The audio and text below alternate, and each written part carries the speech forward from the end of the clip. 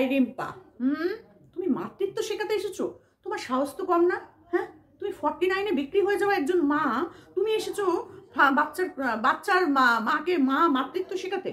ছি ছি ছি ছি ছি রিম্পা, তোমার কোনোদিন বুদ্ধি হবে না গো, কোনোদিন বুদ্ধি হবে না। তুমি কোথায় কার কাছে 49 চেয়েছো? কোথায় তোমার স্বামীর সাথে তোমার কি রিলেশন, এগুলো চাও? তোমার কি কোনো রকম মানে সংসারে বা সমাজে তোমার কোনো ভূমিকা আছে?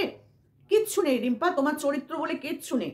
তুমি সেইখানে দাঁড়িয়ে তুমি লাইভ করতে করতে তোমার সন্তান খিদে পেয়েছে করছে, তুমি তাকে ফ্রিজ থেকে খাবার বার করে নিতে বলছো। তুমি মা? হ্যাঁ, তুমি মা? সত্যি তুমি তোমার সন্তানদের পাশে বসিয়ে তুমি ক্লিভেজ বের করে, হাঁটু বার করে, গা বার করে, এই করে ওই করে তুমি ভিডিও করো, লাইভ করো। তোমার চরিত্র বলে কিছু আছে? হ্যাঁ, তোমার মা কত অসুস্থ, কি করে হলো সেটাও তুমি তো বলতে পারোনি, কিন্তু কেউ না কেউ তো সেটা বলেছে, তার মানে সেটা সত্যি। বাইরের লোক যখন বলছে সেটা সত্যি, তোমার কথা কখনো সত্যি হতে পারে না। তোমার বাড়ির প্রত্যেকটা সদস্যকে নিয়ে নোংরা নোংরা কথা যারা বলছে, তারা কিন্তু সব সত্যিবাদী যুধিষ্ঠির, আর তুমি হচ্ছ 1 নম্বরের মিথ্যেবাদী। শুনে নাও সবাই তোমরা, রিম্পার কিন্তু চরিত্র বলে কিচ্ছু নেই। কে বলেছে, কারা বলছে, সেগুলো জানতে হলে দেখতে হবে পুরো ভিডিওটা। তো চলো স্কিপ না করে ভিডিওটা দেখো। আর যেটা বলছিলাম সেটা হচ্ছে, কেমন আছো সকলে? আশা করি সকলে ভালো আছো। বেঙ্গলি ব্লগ বাই সোমাতে তোমাদের সকলকে অনেক অনেক ভালোবাসা জানিয়ে ভিডিওটা শুরু করছি।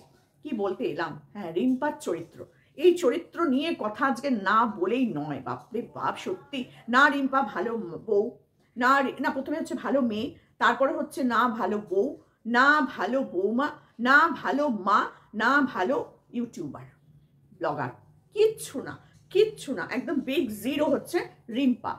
কেন না, রিম্পা 49 টাকা চেয়েছিল, কাকে যেন বলেছিল একটু রিচার্জ করে দিতে। সত্যি তার জন্য আজকে রিম্পার নামটাই হয়ে গেছে 49। আমি চুলে একটু কালার করি, হ্যাঁ, তার জন্য আমার নাম হয়ে গেছে আলকাতরা বুড়ি। কি করবো বলো, এরকম নাম দেওয়ার লোক আছে আমাদের ওয়াইটিতে। তারা কারা?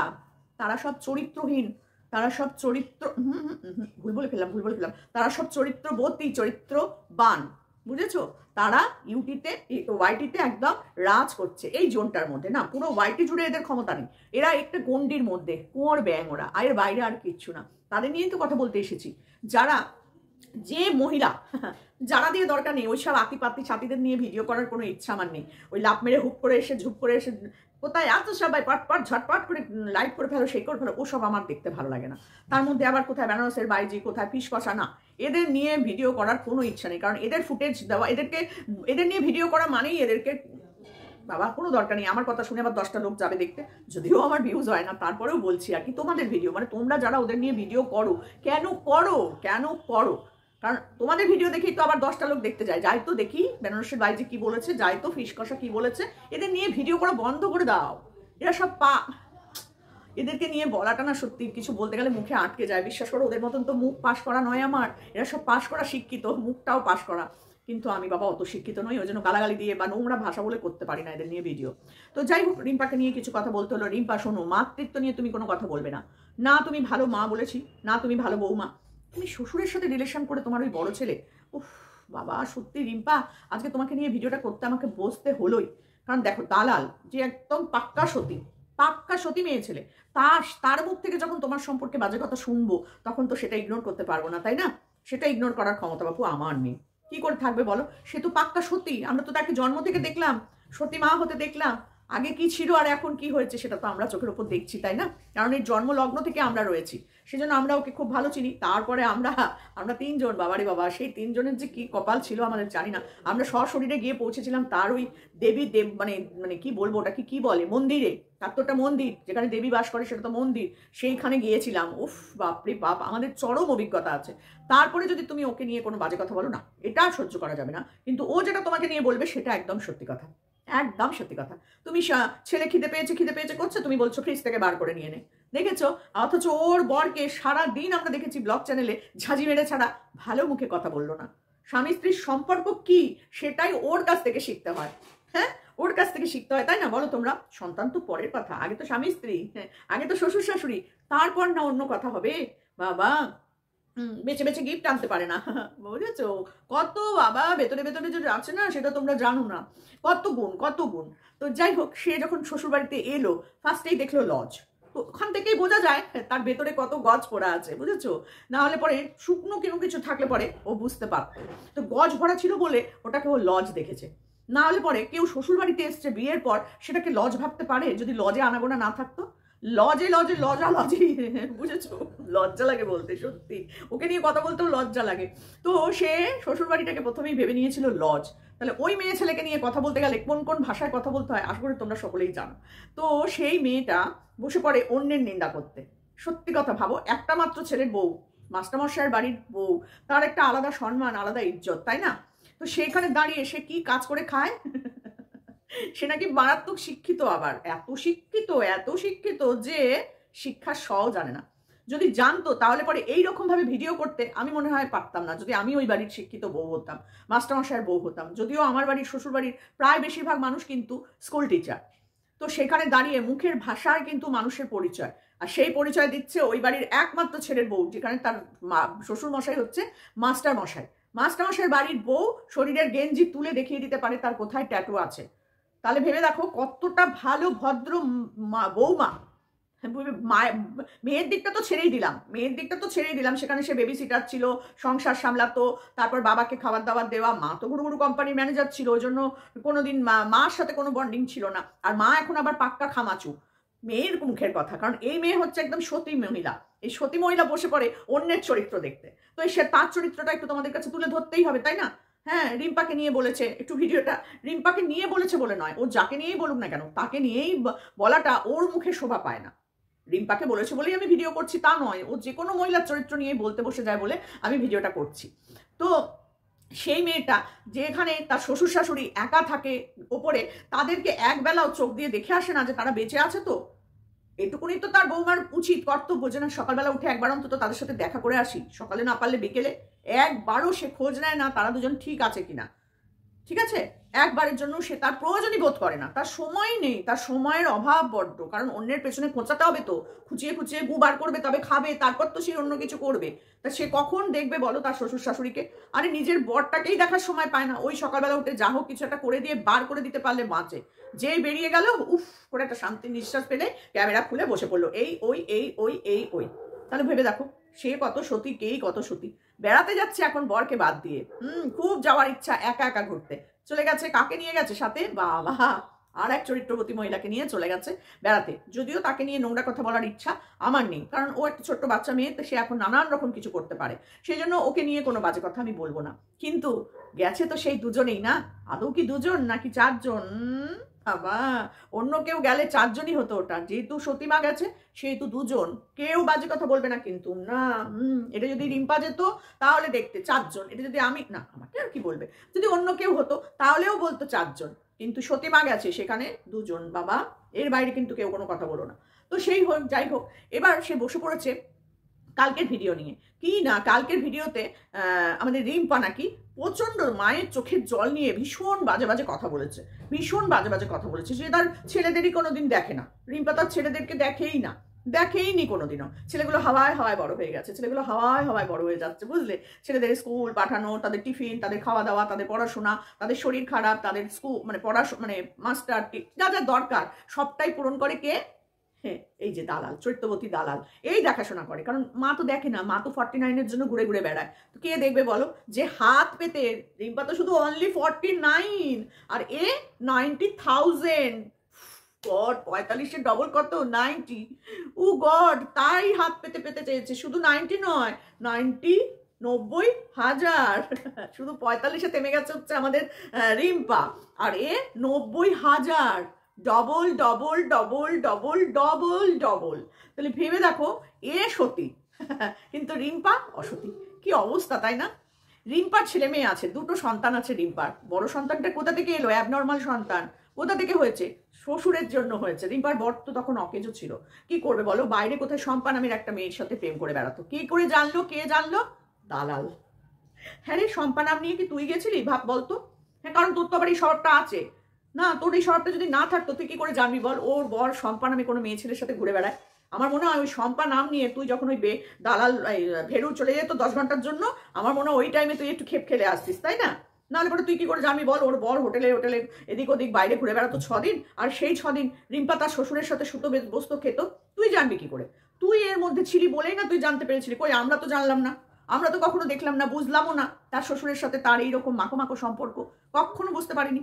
কিন্তু তুই দেখ কি বিচক্ষণ, দেখ তোমরা দেখো ও কতটা বিচক্ষণ। হ্যাঁ, ওই রিম্পার মায়ের বিছানায় পড়ে আছে রিম্পার মা। কি করে হয়েছে রিম্পার মা এরকম? না 10 জন পুরুষ মিলে ওর মাকে রেপ করেছে, তারপরে ওর মা এরকম বিছানায় পড়ে আছে। দৃষ্টি দেখেছো সতী মায়ের দৃষ্টি, কত তীক্ষ্ণ দৃষ্টি। না হলে পরে কি করে জানলো ওর মা এখানে এরকম হয়েছে? ওখানে কি ভেরু ছিল? ঠিক করে বলিস তো। অবশ্য ভেরুর তো আবার ভেরুদণ্ড মেরুদণ্ড কোনোটাই নেই। তো সেখানে কে ছিল? তোর দল থেকে কেউ গেছিল নাকি ওখানে শশাকলা নিয়ে? জানি না বাবা, তোর তো আবার সব গুণের আধার, তোরা তো হচ্ছিস গুণের আধার, তাই না? তো তোদের নিয়ে তো বাজে কথা বলা যাবে না। তো রিম্পা হচ্ছে এরকমই একজন, তার দুটো সন্তানের দায়িত্ব পালন কিচ্ছু করতে পারে না। কি করে করবে বলো? সে তো ওই সময় কোথায় ওর বরকে নিয়ে শুতো না, এই ঘরে শুতো ওই ঘরে শুতো, এই করতো তাই করতো করে 49 চেয়ে ফেলেছে। কি যন্ত্রণা, কি যন্ত্রণা। আর এ 49-এর ডবল 90, 45, তার ডবল কত? এবার 45-এর ডবল বলছি, 49-এর ডবল হলে তো আরো হয়ে যেত। 45-এর ডবলই হচ্ছে 90। তো সেখানে সে 90,000 টাকা লোকের কাছে দাও গো দাও গো দাও গো, কি করবে না কেস লড়বে। কি কেস? ও বাবা, সে তো জন্ডিস কেস। তো সেই জন্ডিস কেস লড়ার জন্য ও লোকের কাছে হাত পেতে পেতে টাকা চেয়েছিল। আর একটা 49-এর জন্য রিম্পাকে একেবারে ধুলোয় মিশিয়ে দিচ্ছে এই সব পদার্থগুলো। ভেবে দেখো তো একবার, এই মাতাল কোথায়, এই কোথায় চরিত্রহীন, কোথায় কোনো বাইজি, কোথায় ফিস কষা মাসি লোল লোল পড়ে যায়, সন্দীপের বাবাকে দেখলে লোল পড়ে যায়, এইরকম সব পাবলিক এইদিকে। তো এদেরকে নিয়ে কি বলবো বলো?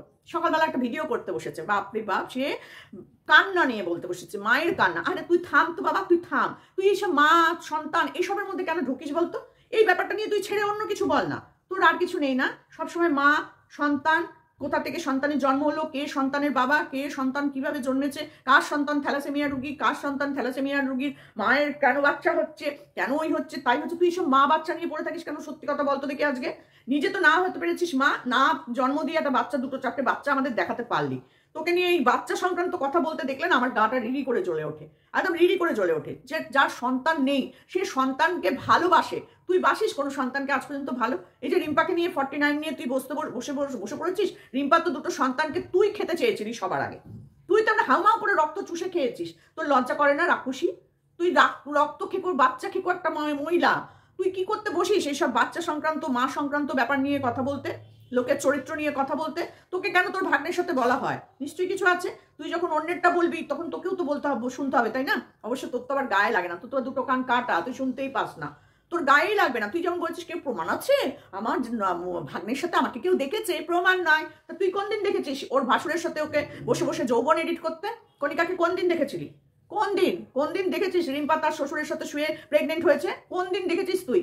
নোংরা মেয়ে ছেলে, দাঁতের গোড়া না এরকম করে হামাল দিস্তায় দিয়ে একদম গুঁড়ো করতে হয়, আর ওই গুঁড়ো পাউডার আর একটু ভালো করে তোর মুখে মাখিয়ে দিতে হয় ফর্সা হওয়ার জন্য।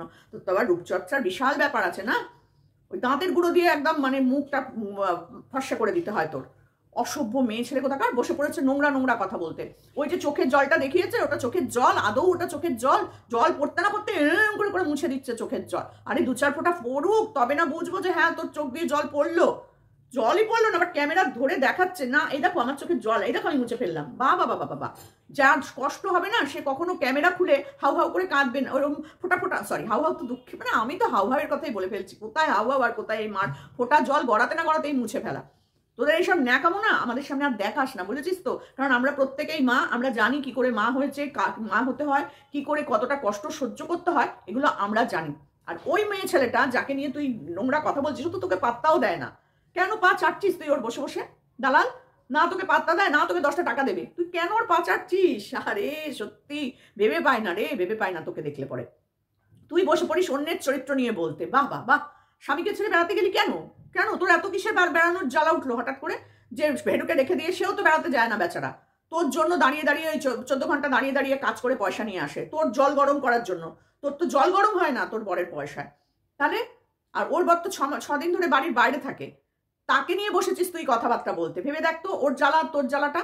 তোর তো সব দিকেই জ্বালা, তোর যৌবন জ্বালা থেকে শুরু করে তোর শারীরিক, তোর অর্থনৈতিক, তোর পারিবারিক সব দিকেই তোর জ্বালা। তুই দেখ 6 দিন বাড়ির বাইরে থেকে যার স্বামী, তার মুখেও কন্টিনিউ হাসি থাকে, আর তোর মুখে ব্লগ চ্যানেলে গেলে মনে হয় একদম মানে ফিনাইল দিয়ে আর দিয়ে একটু হারপিক দিয়ে পরিষ্কার করে দিই মুখটা তোর, মানে হেগে পেদে ভিজে করে পড়ে যাস। অসভ্য নোংরা মহিলা, সবার খুঁত ধরে বেড়ানোর স্বভাব, নিজে যে খুঁতে ভরা সেটা একবার তাকিয়ে দেখেছিস কোনোদিনও? তুই বসে পড়িস বাচ্চার মা, বাচ্চার চরিত্র, বাচ্চা কি করে জন্মালো, বাচ্চা কোথায় কি হলো, তুই তো বাচ্চা দেখলেই খেয়ে ফেলতে চাস। এমনই তোর রাক্ষসে খাওয়ার।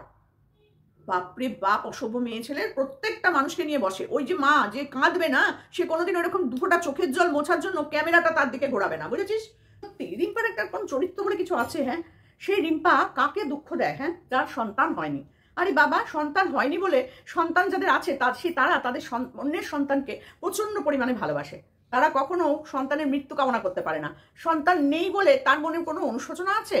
হ্যাঁ, যে এত বড় বড় কথা বলছে সন্তান নেই বলে নাকি রিম্পা বলে বলে অভিশাপ পুড়িয়েছে। রিম্পাকে অভিশাপ দিয়েছে স্বয়ং একদম কি ঠাকুর যেন বাচ্চা হওয়ার জন্য, ষষ্ঠী ঠাকুর। হ্যাঁ, ষষ্ঠী ঠাকুর ভীষণভাবে অভিশাপ দিয়েছে। কিন্তু যে বাচ্চার মৃতদেহ কপ কপ করে খাবে মনে করে, তার জন্য ঠাকুর একবার দুহাত দিয়ে আশীর্বাদ করেছে। ষষ্ঠী ঠাকুর একদম দুহাত তুলে আশীর্বাদ করছে, জানো? রিম্পাকে অভিশাপ দিচ্ছে আর ওকে একদম দুহাত তুলে আশীর্বাদ করছে ষষ্ঠী ঠাকুর। কি অবস্থা! ষষ্ঠী ঠাকুরও এখন ঘুষ খায়, নাহলে এইরকম করে কখনো পাল্টি খেতে পারে বলো তো? কাকে আশীর্বাদ করছে আর কাকে অভিশাপ দিচ্ছে ঠাকুর? সত্যি, যে বাচ্চা খেকো মা তাকে অভিশাপ দিচ্ছে না, তাকে একদম দুহাত তুলে আশীর্বাদ করছে। আর রিম্পা যার সত্যি করে দুটো সন্তান, তাকে অভিশাপ দিচ্ছে। সত্যি ভাবা যায় এত দূরদৃষ্টি হচ্ছে এই আমাদের সতীমার।